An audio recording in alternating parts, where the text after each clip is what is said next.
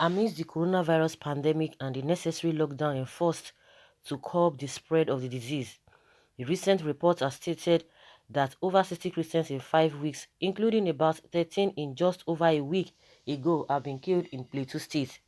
In recent months, there have been a rash of attacks by SME and extremist groups in Nigeria, and the lockdown due to the coronavirus pandemic has done little or nothing to curb the menace that is being caused by the groups. Morning Star News reported that on April 1st, 7 Christians were killed in Ake village of Bassa, Miango district at about 7 p.m. and majority of those who were killed were elderly Christians who were unable to escape as members of the community ran into surrounding bushes during the attack, and houses and properties have also been destroyed. A Christian community leader, Sunday Abdul, also confirmed the killing of 3 Christians in Ancha village. He said, while our people have continued to remain indoors and law-abiding in the wake of the national outcry over the coronavirus, the assailants have continued each day within last 2 weeks to visit us with mayhem. On Wednesday, April 1st, in Ancha, one of our troubled communities was visited once more in an attack that left 3 people dead and various houses razed. On Thursday, April 2nd, we woke up to bury 7 people burnt to death overnight in Hoke from an overnight attack. This latest mind-disturbing development questions the actual effectiveness of the lockdown, especially in those parts of the country like Plateau State, where continued attacks are still ongoing, and the seizure of the lockdown by the SME as an opportunity to cause mayhem needs urgent attention. Wow, we were even talking about that since this issue of COVID-19 started, it's like there's been ceasefire, but what we are hearing now is a different ball game entirely. Of course, to a very large extent, because I think everybody's attention has been on, oh, this COVID-19, COVID-19. I think that's why people are not really talking about or talking much about this the activities of this SME. The only one that we just heard about concerning the Mieti Yala, who are their people too, said they are not going to be supplying, or they're not going to be doing cow business or taking their cows to southeastern parts of the country because of the way, because of a cost, and also because they themselves they shut the meat market. I don't know why they shut the meat market then, and also I think the overall reason why they had to say they will not be sending, or they will not be doing business or selling cows to the southern eastern part of the country because of the land not being given to them.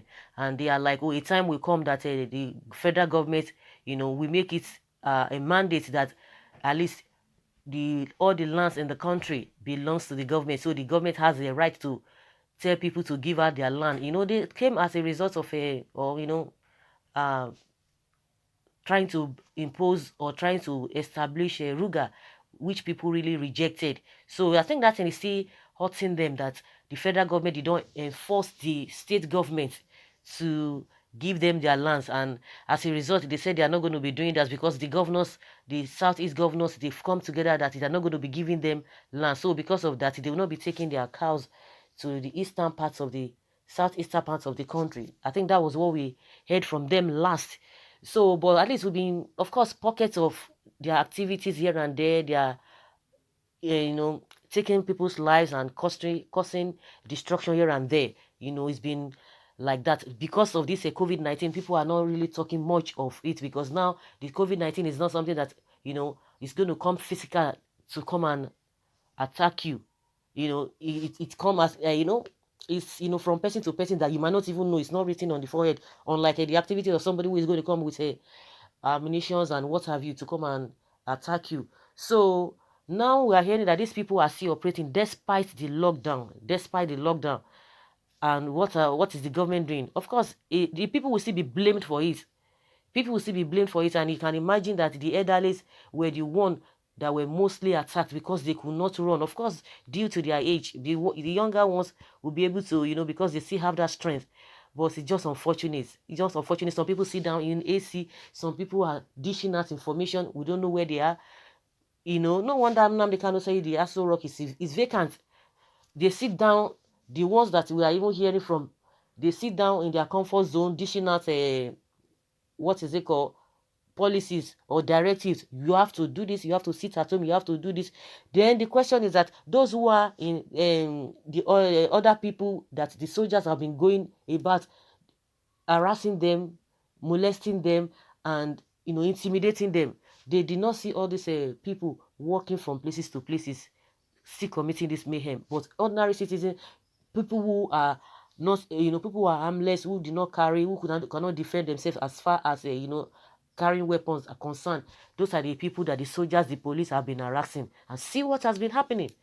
The reason why people are not talking much about this whole thing is because everybody is concentrating on the COVID-19. So I think attention has been shifted, but we still need to talk about this because as we speak, lives are, going down day by day by these same people. It's like it's a normal thing. The government is not doing anything, really. The government is not doing anything about this thing, and they expect everybody to keep quiet. They pick and choose what they really want to do or what they want to talk about. And this issue of SME, and I've been saying it even on this program that most, before this COVID-19 came up, it's even worse. It's been worse than what we have been experiencing concerning this COVID-19.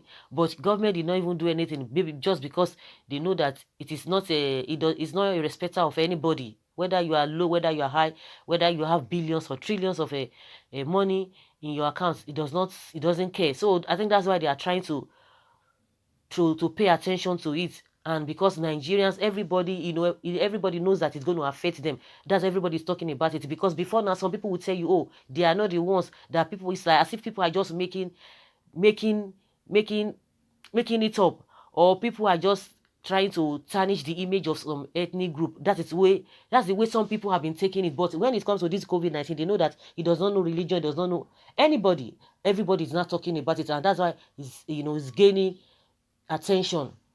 So this issue of SME is their own activities is worse than what a coronavirus is doing to people. So it's unfortunate that the government is not concerned. They are just playing lip service. I've never heard what is this man's name? The vice president talk about it. I've never heard Keyamo talk about it. I've never had most of them. Oshomole, they've never talked about this SME. They will not say anything about it.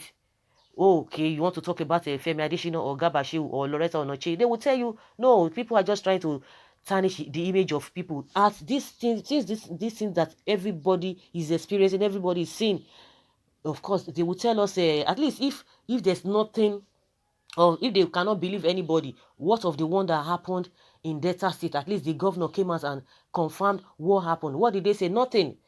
Because if they believe everything is politics, everybody is, they just want to make people feel as if people are not even normal again, because the abnormal things, those are the things they want us to continue to believe. Everybody should just be thinking in that direction, which is very, very, very bad. It's very unfortunate. There are these people, despite the lockdown, they are still going out to commit all of these things. And the police and the soldiers, they are not saying them. Someone said, shame for Plateau people that hand over their guns to them, said they handed over to government for amnesty and peace of the state.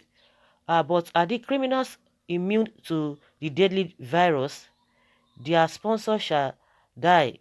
Gowon and his cohorts deserve it.